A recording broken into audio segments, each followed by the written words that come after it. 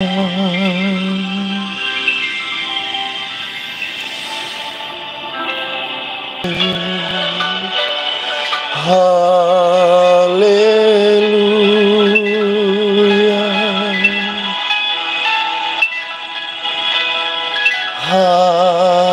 haleluya,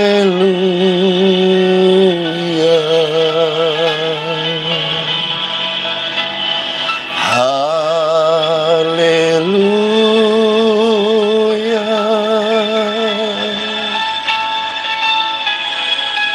Oh, we praise the Lord Jesus. Hallelujah, glory. Hallelujah.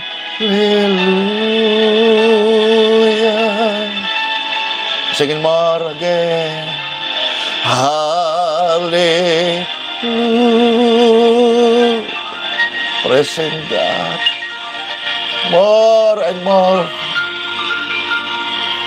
Hallelujah.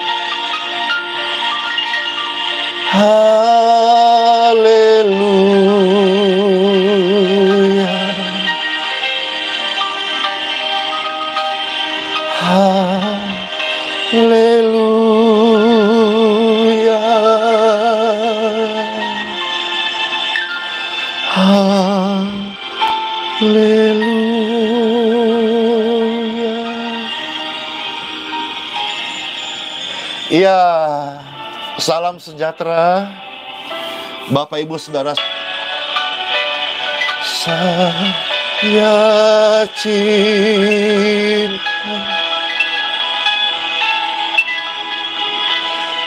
Tuhan Yesus.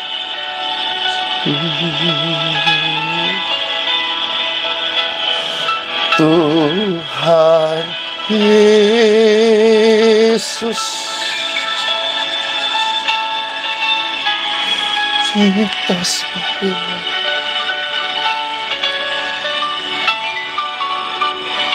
Tuhan Yesus, Tuhan Yesus, cintakan. Sing it again. Hallelujah. Oh, glory, glory, glory. Hallelujah.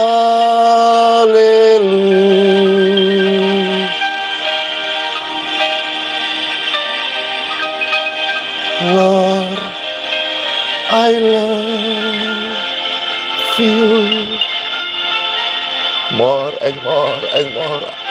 We love you, Lord Jesus.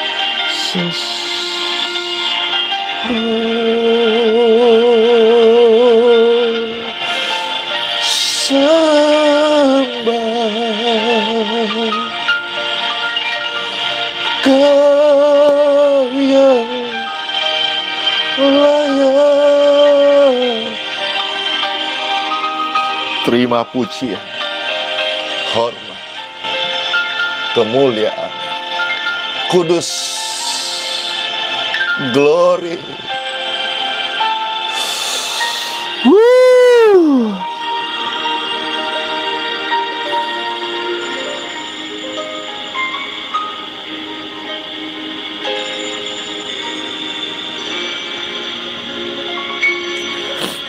Di dalam nama Bapa, Putra, dan Roh Kudus, diberkatilah siaran suara ini, setiap pemirsa channel, fanpage, audio, Telegram, WhatsApp, YouTube. Diberkatilah setiap pemirsa. Di dalam nama Tuhan Yesus Kristus. Amin. Soli Deo Gloria. Segala kemuliaan bagi Tuhan Yesus di tempat yang maha tinggi. Damai sejahtera bagi setiap Bapak Ibu saudara-saudara yang Pastor Andy kasihi. Bagaimana kabar saudara hari ini? Baik. Ya, baik-baik saja.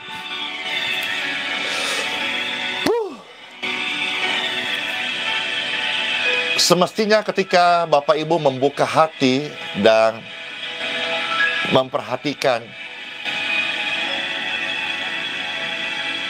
penyembahan-penyembahan seperti ini, kulit ini sampai bergetar,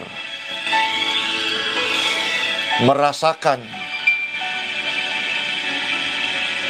Tuhan begitu dekat, saudara-saudara.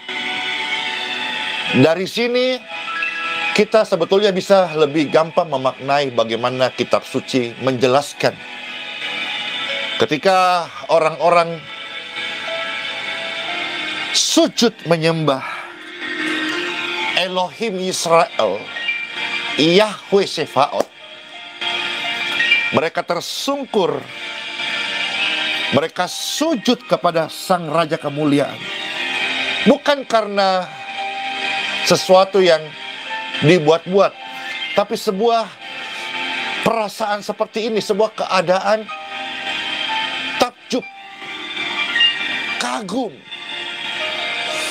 terpesona akan His presence. Segala hormat, sikap hati, pikiran ini hanya menceritakan akan kebesarannya. Irama jantung ini, nyanyian jiwa ini, kegirangan di hadapan Tuhan Sang Pencipta.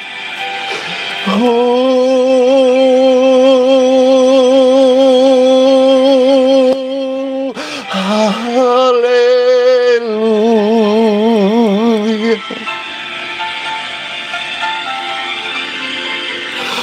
Oh, glory to God.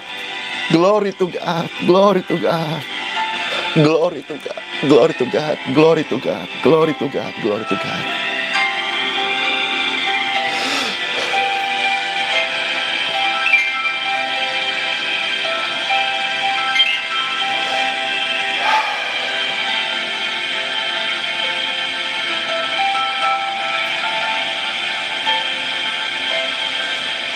Glory to God. Glory to God.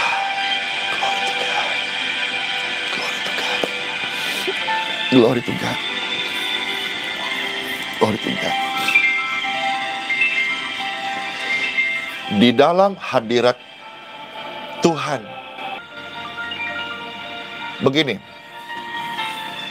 Ketika Pastor Andy hidup lama, ini muka ya, wajah ya. Ini betul-betul penuh kekusyutan.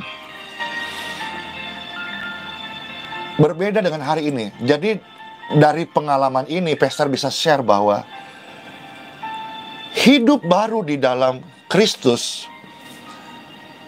itu betul-betul kita dapat dibentuk menjadi ciptaan yang baru. Betul-betul hidup baru. Tidak cuma sekedar tutur kata kita berubah. Tidak cuma sekedar tubuh yang penuh sakit-sakitan. Bapak Ibu, dulu Pastor Andy ini tubuhnya sakit-sakitan. Maka waktu masih muda, itu dipanggil tikus. Tikus itu sebetulnya bahasa singkatan tinggi kurus. Karena sakit-sakitan, banyak pantangannya. Tidak boleh makan telur, tidak boleh makan gorengan, tidak boleh makan coklat, alergi semuanya. Tetapi ketika kita merespon, menyerahkan hidup datang kepada Mesias, Tuhan Yesus, kita diberikan, ini sesuatu yang real ya, diberikan hidup yang baru.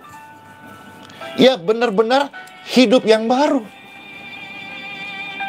Ya, kita akan berpenampilan yang baru. Penampilan lama kita, kalau kita lihat dulu, wah, menyeramkan. Ya, bukan bicara soal sesuatu yang branded atau tidak branded ya, tetapi apa ya, auranya itu loh.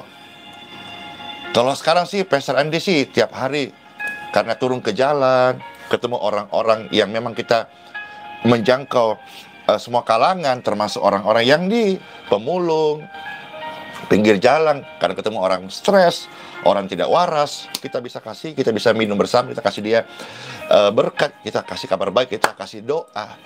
Jadi ya, penampilan Pastor ya begini-begini aja sih. Kadang-kadang antara baju tidur dengan baju jalan ya sama aja. Tapi bukan cuma itu, tapi ada sesuatu memang yang renew.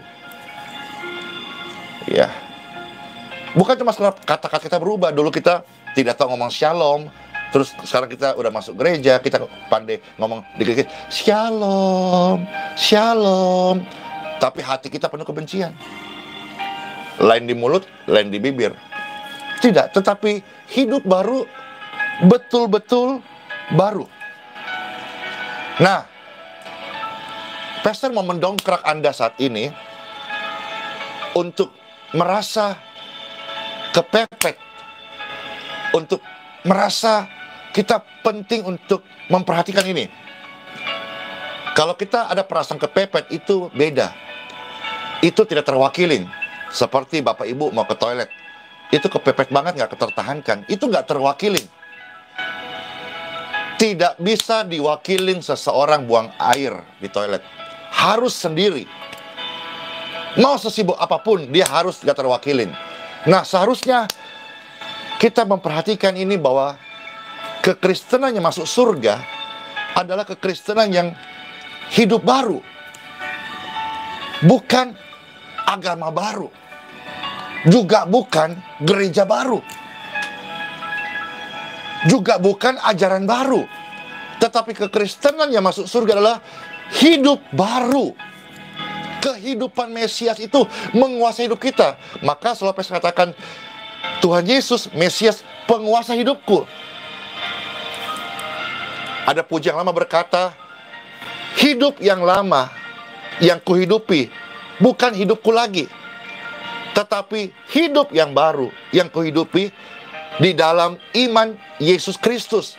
Betul-betul baru, saudara-saudara. Baiklah, mari kita mulai membaca sabda firman Tuhan. Di dalam nama Bapa, Putra, dan Roh Kudus. Tuhan Yesus memberkati. Pembacaan sabda firman Tuhan hari ini terambil dari surat 1 Yohanes pasal 3. Surat 1 Yohanes pasal 3 ayat 11 sampai dengan ayat 18. Di sini kita melihat diberikan sebuah perikop kasih terhadap saudara sebagai tanda hidup baru. Pastor baca ya, mulai 11 sampai yang ke-18. Sebab inilah berita yang telah kamu dengar dari mulanya, yaitu kita harus saling mengasihi.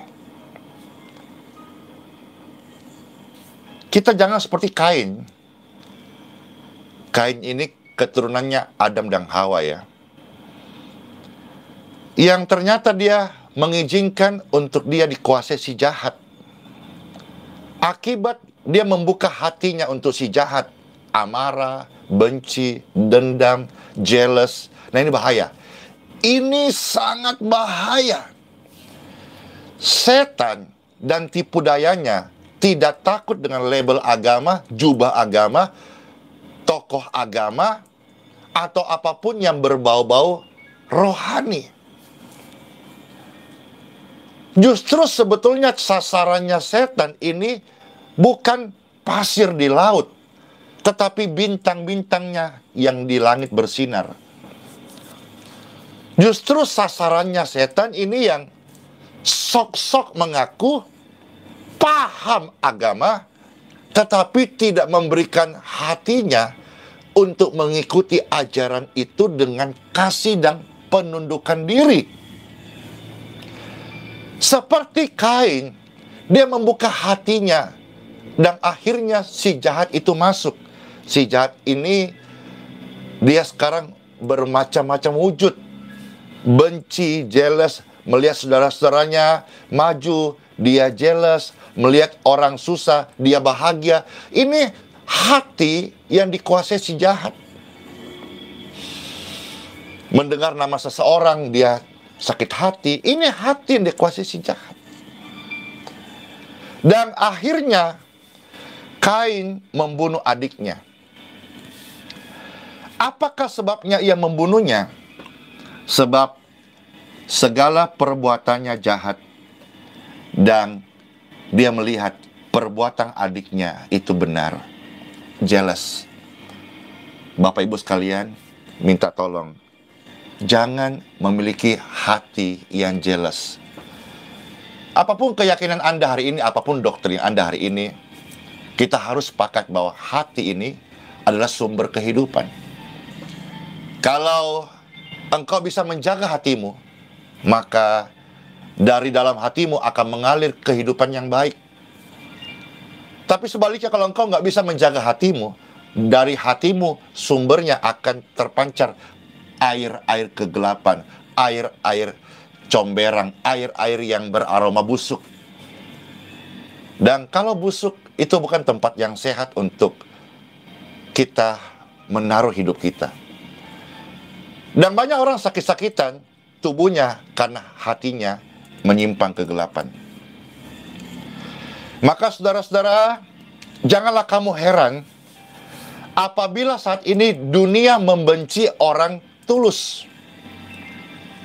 Karena dunia, jika tidak datang memberi hati kepada Tuhan Yesus, maka mereka dikuasai oleh kebencian, kompetitor, persaingan, dan itu semua bisa menjadi sebuah hal yang menimbulkan kejahatan. Kita tahu bahwa kita, ya saya, Bapak Ibu sekalian yang Pastor kasihi, orang-orang yang percaya kepada Tuhan, gini, kesembuhan-kesembuhan yang Pastor lakukan, ya, harap kata-kata ini tidak sampai di salah mengerti, karena kita jelas mengerti panggilan kita. Pastor ulangi, kesembuhan-kesembuhan Pastor lakukan, bukan berarti Pastor sombong ya, tetapi sebagaimana saya menjalankan amanat agung dari Tuhan, guruku, Mesias, penguasa hidupku. Jadi ketika kesembuhan terjadi di jalan-jalan, di tempat-tempat umum, itu karena rohnya Tuhan yang bekerja melalui saya. He used me. Dia memakai saya untuk memberkati orang sakit. Jelas ya? Jadi, gini, kalau kita punya pikiran ini jahat, pikiran kotor, susah untuk kita bisa mensinkronkan dengan kebenaran atau dengan apa berita yang kita dengar, sumber-sumber air hidup Tuhan Yesus. Begini contohnya, kalau orang hatinya jahat, contoh saja yang real ya, ini di channel, baik di Fanpage ini ada puluhan ribu member, di grup-grup IBM ada puluhan ribu member, di grup Telegram ada ribuan, ya, baru mau mencapai 1000 member, ya, di grup-grup doa, aliran kesembuhan, itu sudah puluhan ribu, belasan ribu, di channel YouTube itu sudah ratusan ribu. Nah, semisal Pastor postingnya sebuah video kesaksian, contoh misalnya video tentang Pastor memberkati gadget smartphone kepada seseorang. Ratusan komen itu bagus, terima kasih, berkat, motivasi, hidup yang jadi berkat, tidak cuma sekedar kata-kata, tetapi tindakan nyata. Ratusan komen terberkati. Lantas ada satu orang atau beberapa orang, sebagian kecil dari ratusan ini, mungkin bisa berkata begini, pamer, atau bukankah Alkitab berkata bahwa tangan kiri memberi, tangan satu jangan tahu. Sombong. Nah, coba lihat ya. Kita tidak bisa merubah cara berpikir ini. Kita harus akui, semua harus akui bahwa sekarang zamannya medsos. Ya, maka ketika ada seseorang yang meninggal, sebetulnya sedih juga sih kalau orang-orang asal foto saja, tidak memberi perform yang terbaik. Ada orang yang meninggal, sekarang fotonya tersebar kemana-mana. Syukur kalau dalam keadaan cantik atau ganteng ya. Tapi ada kadang-kadang yang menyeramkan, mengerikan, di foto, di posting. Tapi ya inilah zaman yang dimana medsos menjadi jendela dunia. Orang makan, diposting. Orang kasih firman Tuhan, dibilang pamer. Tapi dia sendiri hanya selfie-selfie diri sendiri. Ini memang zamannya. Kalau memang kesaksian-kesaksian kebaikan, memang Alkitab berkata tangan kiri memberi, tangan satu yang beritahu. Itu Alkitab berkata. Tetapi jangan lupa bahwa di dalam surat Filipi berkata, hendaklah kebaikan hatimu diketahui semua orang. Tuhan sudah dekat. Nah sekarang kita mau pakai firman ini untuk melakukan atau menghakimi. Memang ada ayat lain berkata kalau engkau berbuat baik tidak usah ada yang tahu. Tapi ayat lain berkata supaya kebaikan hatimu itu memancarkan terang. Nah kembali sikap hati kita. Kita buat ini untuk jadi kesaksian atau untuk jadi sok-sokan. Dari buahnya lah kamu dikenal oleh orang lain. Hari-hari ini banyak orang menghujat pastor dengan macam-macam. Tapi anehnya yang dihujat macam-macam ini, setiap hari puluhan ribu, ratusan ribu orang memuliakan Tuhan Yesus. Yang dijelek-jelekan, yang disalah mengerti, yang dibilang macam-macam. Tapi dari yang dijelek-jelekan ini, dalam bahasa Makassar, kodong, ampiung. Tapi outputnya ratusan ribu orang setiap hari memasyurkan, memuliakan nama Tuhan Yesus. Tapi ada orang-orang yang tiap hari hanya mengkritik. Jadi sebetulnya hatinya jahat, pikirannya jahat. Hanya mengkritik, hanya mengkritik, hanya mengkritik, hanya menghujat.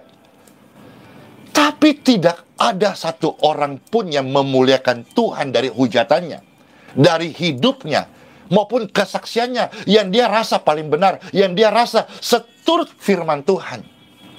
Tapi tidak ada satu orang pun yang akhirnya menyatakan Tuhan hebat, Tuhan ajaib, tersentuh dan berkata I love Jesus. Tidak ada.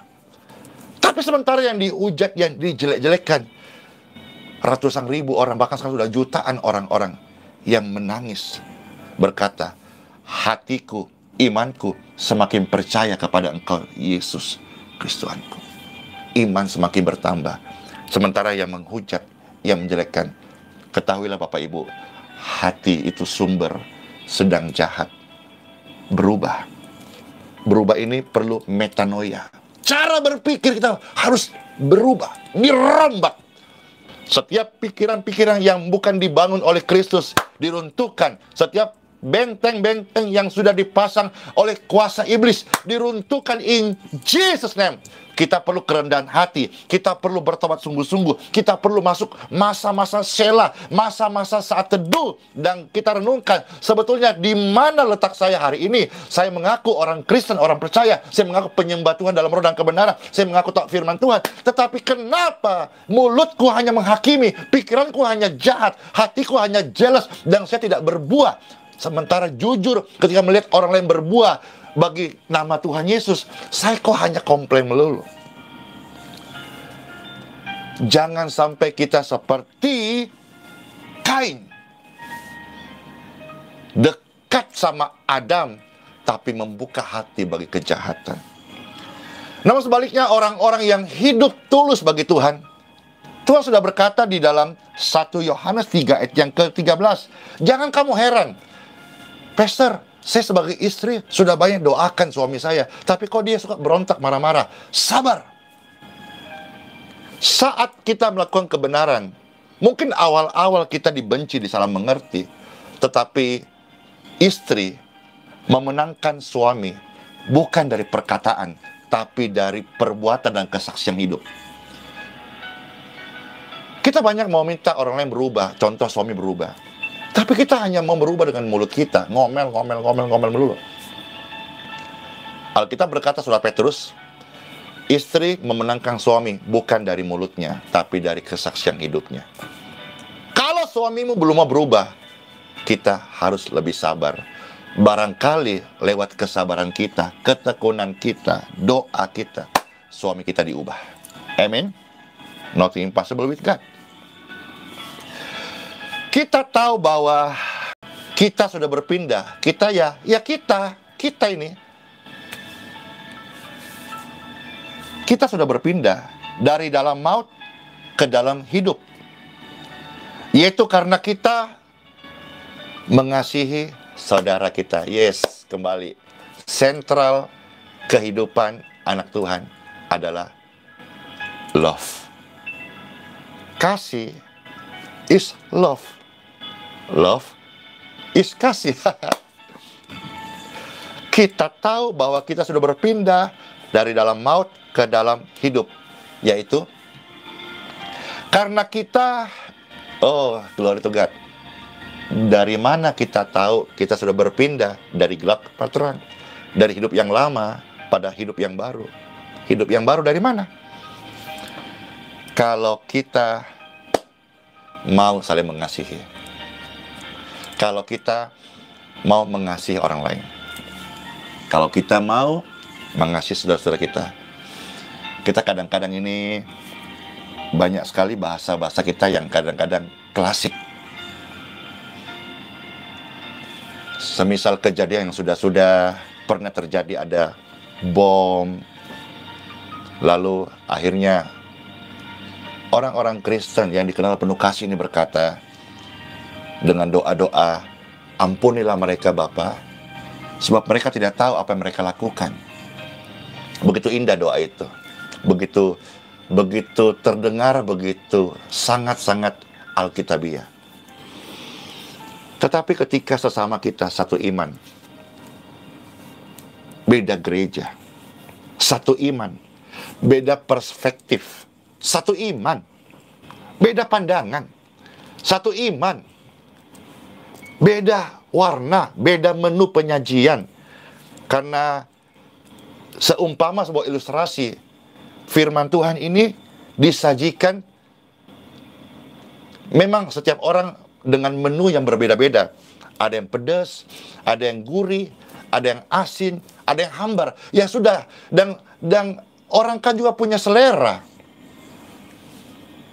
Kalau orang itu sudah manis ganteng kayak Pastor Andy nih, GR, maka suka minum yang hambar-hambar saja, yang tawar-tawar saja. Kenapa? Kan sudah manis. Kan setiap orang berbeda-beda, saudara-saudara. Jadi menyajikan menu makanan rohani ini berbeda-beda. Hendaklah kita nggak usah sering merasa lebih baik, lebih hebat, lebih pintar. Gini, ketika sama-sama saudara seiman, ada salah dikit saja, atau misalkan satu gereja, waduh, dendam kesumat. Semisal saudara seiman ini, yang tadi ya kita lihat tadi doanya, ampuni mereka Bapa, mereka nggak tahu apa mereka lakukan. Tapi ketika yang seiman, yang tiap hari mungkin doa bersama, nyembah bersama, salaman, shalom, shalom, suatu kali mungkin karena ada pergumulan atau masalah, lupa dikatakan shalom, sakit hatinya 7 turunan. Kita harus betul-betul sudah berpindah dari cara hidup yang lama. Kita kadang-kadang ya terlalu kelihatan kuat seperti manusia besi kepada dunia ini, tapi kita terlalu rapuh untuk hal-hal yang rohani. Contoh saja, ada orang-orang yang ketika nonton bola, ya, sampai begadang pagi, dia kuat. Nah, tadi untuk duniawi seperti besi, gagah perkasa, kuat. Tapi orang yang sama suruh doa subuh seperti ini, lagunya, Tuhan mengerti, aku tidak kuat Tuhan. Dia tampak gagah berani, perkasa besi waktu untuk duniawi. Tapi untuk the grow human spirit ini, dia mulai berkata, Tuhan mengertilah, aku kan bukan orang yang bisa subuh-subuh melek. Tidak bisa melek subuh-subuh untuk doa, tapi bisa melek subuh-subuh untuk nonton bola. Kamu, sorry to say, kamu belum berpindah. Cek diri Anda, apa yang sudah diubahkan Tuhan?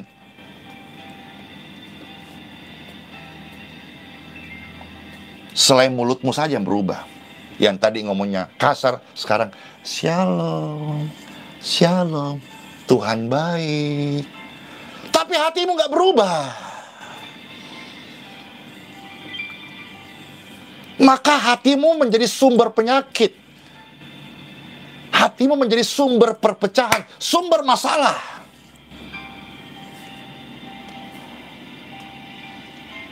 Kita tahu, ya kita yang sudah menjadi percaya, kita harus tahu dan menghidupi bahwa you and me sudah pindah dari dalam maut ke dalam hidup yang baru. Yaitu karena kita mengasihi saudara-saudara kita. Jadi tanda hidup baru, kalau kita dapat mengasihi saudara-saudara kita. Saudara-saudara kita ini termasuk seiman loh ya.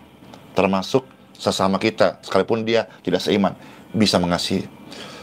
Nah, ini satu lagi, termasuk orang-orang yang membenci kita. Memang kita tidak harus kumpul dengan orang-orang yang membenci kita. Kita tidak harus kumpul dengan orang yang tidak setuju dengan kita. Tidak harus. Karena memang tercipta kita manusia tidak semua cocok. Kita unik. Dan tidak semuanya seperti Moore dan Baut itu bisa sinkronisasi. Saya sadar. Tetapi jangan kamu menyimpan kepahitan di hatimu. Jangan kamu menaruh benci kepada orang yang tidak sependapat dengan Anda. Kasihi mereka. Memang kita tidak perlu kumpul dengan mereka. Karena kumpul dengan orang yang tidak sependapat itu menguras energi. Ya, tips-tipsnya Pastor bagi ya.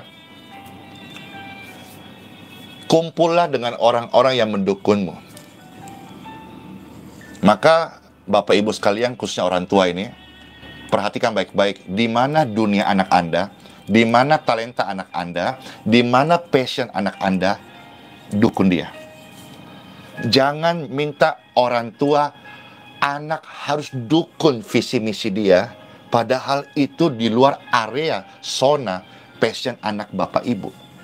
Anda sedang membuat anak Bapak Ibu keluar daripada panggilannya. Jadi ketika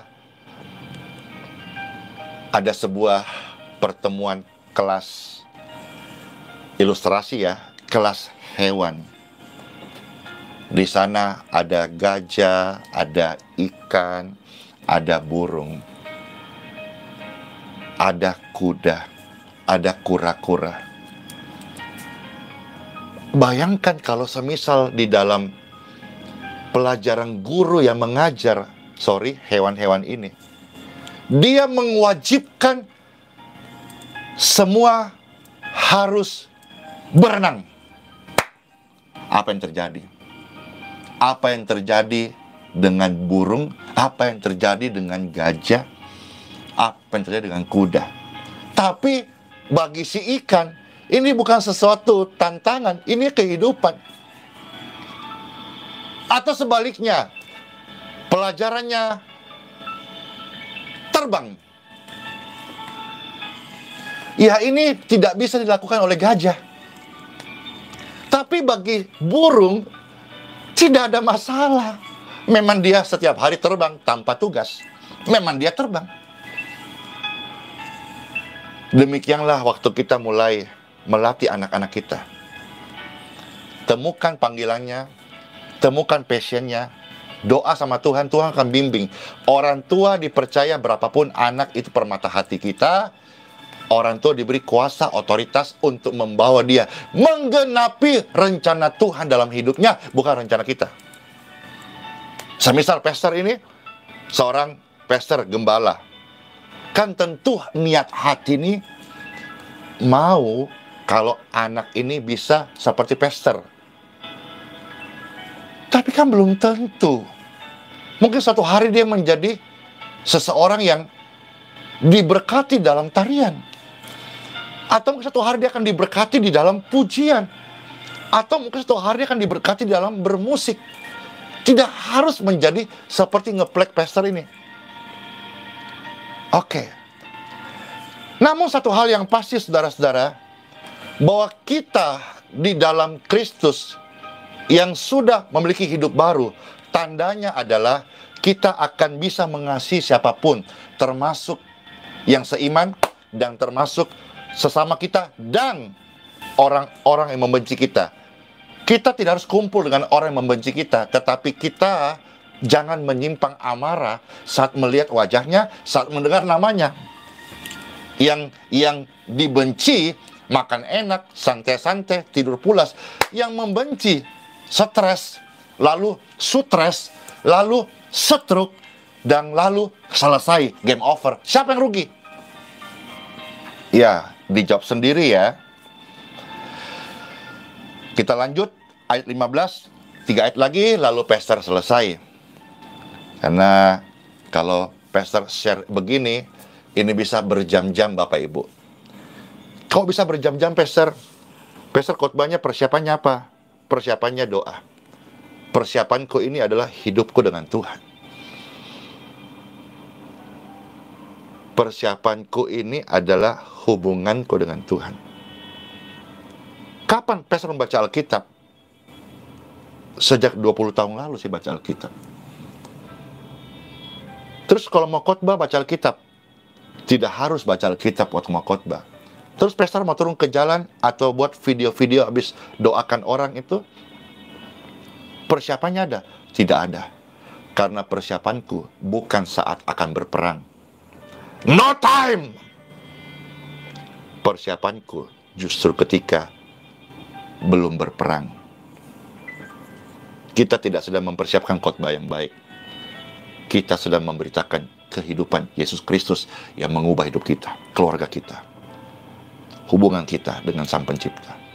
Kesaksian hidup kita adalah real, bukan sebuah pelajaran. Kita, ya memang ini tidak semua sih, tetapi kayaknya masih banyak orang yang hari ini sepanjang minggu dia hanya belajar firman, mempersiapkan firman untuk dibawakan hari Minggu. Ya, itu bagus sih persiapan. Tetapi rasanya tidak ada waktu lagi. Kalau hari-hari akhir zaman ini kita belum berbuah. Kita masih menyimpan kejahatan dalam hati kita. Sementara di dalam 1 Yohanes 3:15 firman Tuhan berkata bahwa kalau hatimu engkau tidak memberi betul-betul hidup baru, tentu lawan kasih adalah kejahatan. Berarti orang itu, apapun agamanya, masih dalam kejahatan. Dan orang dalam kejahatan, Bapak Ibu, itu menyimpan rasa benci kepada sesamanya, kepada saudaranya, kepada orang lain. Dan ini sebuah pesan yang penting. Di mata Tuhan, kalau engkau tetap mau membenci saudara-saudaramu, bukan hanya engkau belum berpindah dari maut kepada terang, tetapi di mata Tuhan, kamu seorang pembunuh. Wah. Dan Bible ini adalah firman Tuhan. Dikatakan, seorang pembunuh tidak memiliki hidup yang kekal di keabadian di kerajaan Bapakku di surga. Maka tadi Pastor Aul sudah mengatakan bahwa yang akan masuk di dalam hidup kekal, kekristenan yang diselamatkan adalah kekristenan yang hidup baru. Bukan baju baru, bukan gereja baru, bukan ajaran baru, bukan doktrin baru. Tapi kekristenan masuk surga adalah yang hidup baru. Demikianlah kita ketahui kasih Tuhan Yesus, yaitu bahwa Ia telah menyerahkan nyawanya untuk kita. Jadi, kita pun wajib menyerahkan nyawa kita untuk saudara-saudara kita. Barang siapa mempunyai harta duniawi dan melihat saudaranya menderita kekurangan, tetapi menutup pintu hatinya terhadap saudara itu, bagaimanakah bisa dikatakan kasih Bapa ada di dalam dirinya?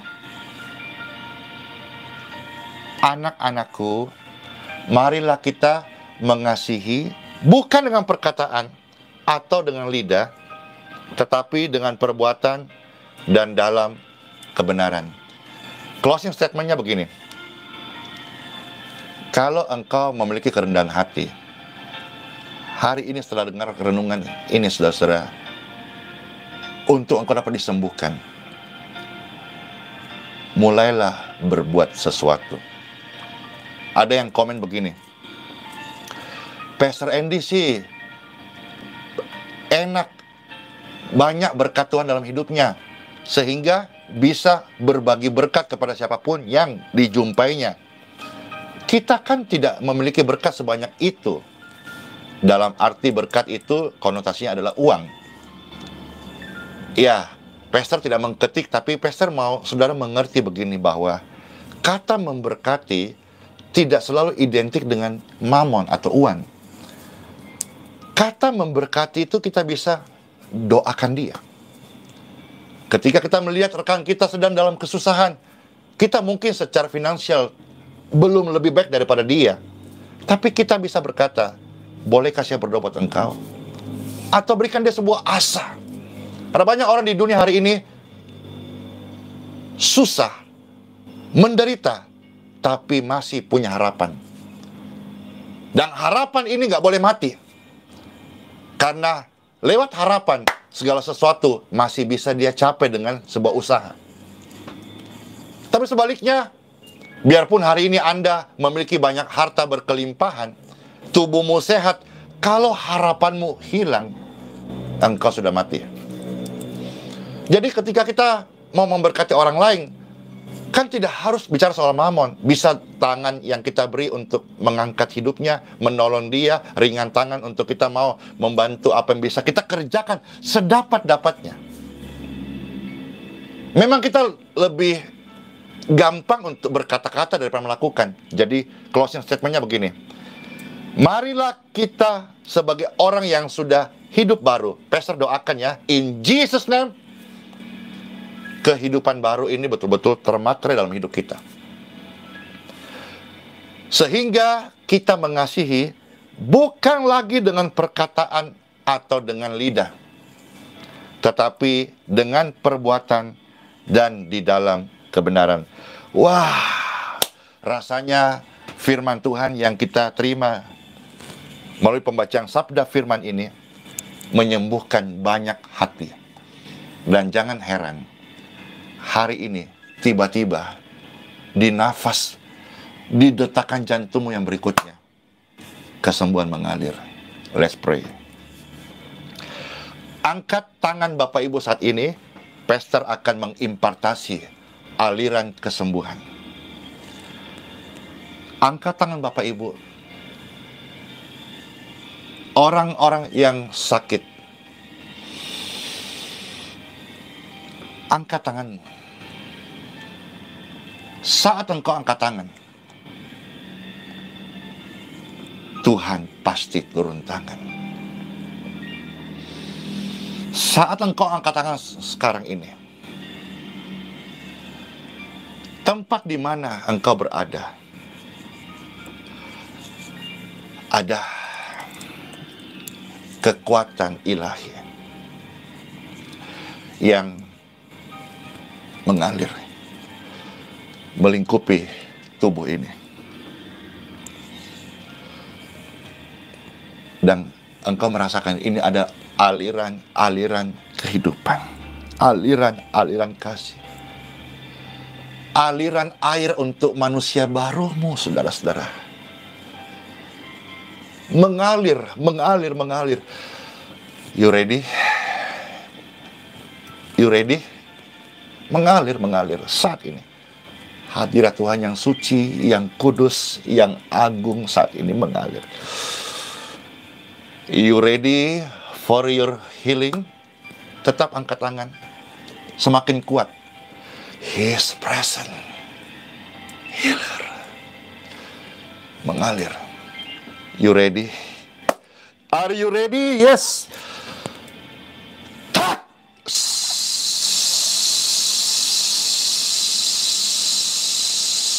In Jesus' name, be healed.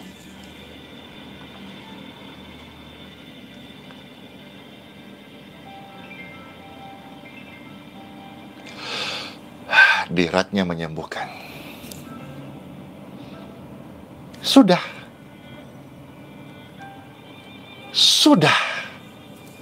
Seperti itulah saat kita berdoa. Karena berdoa itu melepaskan kuasa Tuhan. Berkhotbah hari ini lebih panjang daripada berdoa. Karena berkhotbah adalah menyampaikan firman Tuhan untuk mengubah hati manusia. Jauh lebih mudah ketika hati manusia sepakat untuk diubahkan. Tapi masalahnya banyak hati-hati ini yang tertutup. Tapi saya bersyukur lewat channel ini, lewat medsos yang ada, hatimu terbuka. Tuhan Yesus menjawab. Tidak satupun yang terlewati. Semua dijamah oleh Tuhan Yesus. Yang lumpuh sekarang, berjalanlah. Mulai engkau berdiri. Yang ada benjolan di bagian tubuh tertentu, check now in Jesus' name. Yang gangguan di seputar paru, nafas, jantung, touch.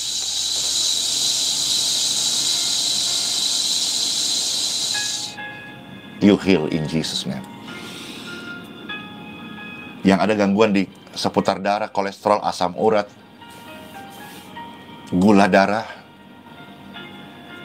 taruh tangan kananmu di dadamu saat ini. Touch.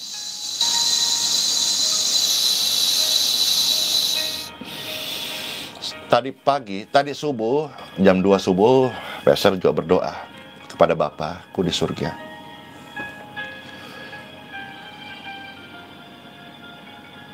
Berikanlah aliran-aliran kuasa kesembuhan bagi orang-orang yang sakit stroke, tumor, kanker. Pastor mendoakan biar keajaiban kesembuhan ini mengalir. Ketika pastor bicara ini bagi orang-orang yang tidak ada di dalam sebuah area membutuhkan Tuhan, ini menjadi tertawaan dan ejekan. Seolah-olah pastor ini buat apa sekarang? Lucu buat mereka. Karena mereka tidak ada di ruangan ini. Mereka tidak ada di area sedang membutuhkan Tuhan di dalam bidang ini. Saat ini. Tapi ini adalah menit-menit paling ditunggu bagi orang-orang yang sedang mengalami stroke, tumor, cancer dalam hidupnya. Saya sudah minta kepada Bapa untuk kesembuhanmu. Dan Pastor ucapkan kesembuhan ini turun bagi generasimu. Turun bagi anak-anakmu. Anak-anak yang kemarin sampai tadi sebelum doa dinaikkan divonis atau keadaannya autis. Aliran kesembuhan mengalir atas tubuh anak-anak Anda. Pastor mendoakan mama papamu yang sedang sakit, yang sedang kritis, yang sedang koma. Sebut nama orang tuamu saat ini. Sebut nama papa mama kalau mereka dalam pergumulan sakit. Sebut. Pastor doakan.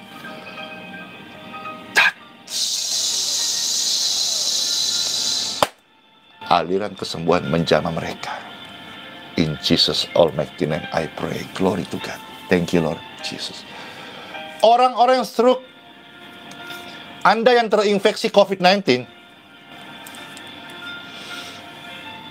darahmu yang yang positif HIV, orang-orang yang terinfeksi AIDS, mungkin hari ini vaksinnya belum ditemukan, tetapi kita semua tahu bahwa manusia adalah ciptaan Tuhan. Dan sebetulnya Tuhan Maha Sanggup. Maka orang-orang saat ini terinfeksi AIDS, HIV, dan COVID-19, angkat tanganmu sekarang.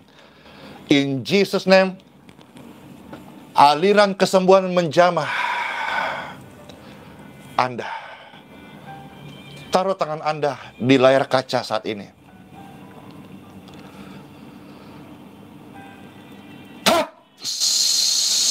In Jesus' name, you clear, you clean. Amen. Ketika Pastor berkata touch itu sesuatu, bus, hempas. Pastor sedang garang dengan kuasa sakit penyakit. Pastor sedang membentak kelemahan-kelemahan tubuh Anda. Kita tidak sedang memberi kesempatan kepada iblis. Kita sedang bicara soal kebenaran yang memerdekakan. Ketika kebenaran ini datang, terang ini datang, maka kegelapan harus go. In Jesus' name. Nafas berikutnya setelah ini, Anda bebas. You free. In Jesus' name. Wah. Dan ini panjang, sudah 1 jam lebih. Rasanya mau berlama-lama mendoakan Bapak Ibu. Nanti doa ini bisa diulang ya. Baik Anda yang sakit-sakit bagian sumsum tumor, sakit-sakit asam lambung, ginjal, katarak, ya Bapak Ibu sekalian, penyempitan urat, atau ada penyumbatan batang otak, sakit-sakit yang lain, termasuk sakit hati. Memang channel ini hadir sebetulnya memang kita fokus untuk mendemonstrasikan kuasa Tuhan.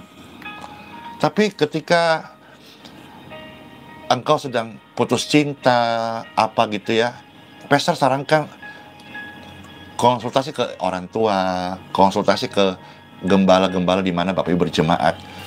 Kalau semuanya ke Pastor ini, aduh, pasti waktu Pastor akan tidak bisa terbagi. Ya.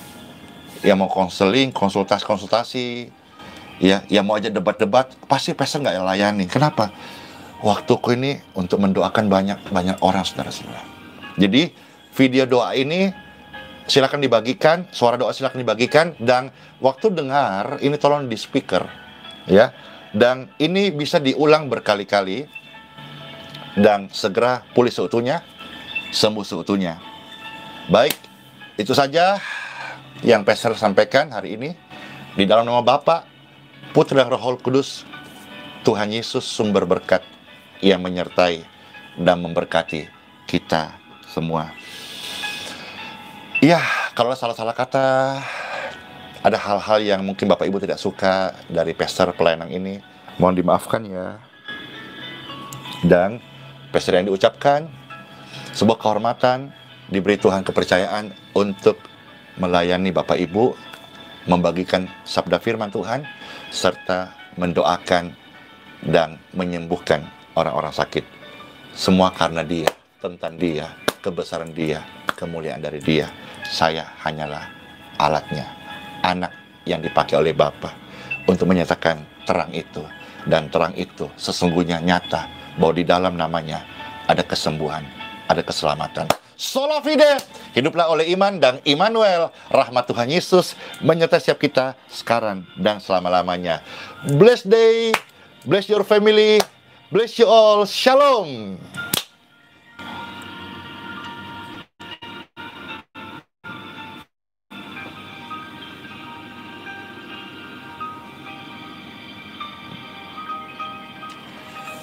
Ya, Pastor close ya.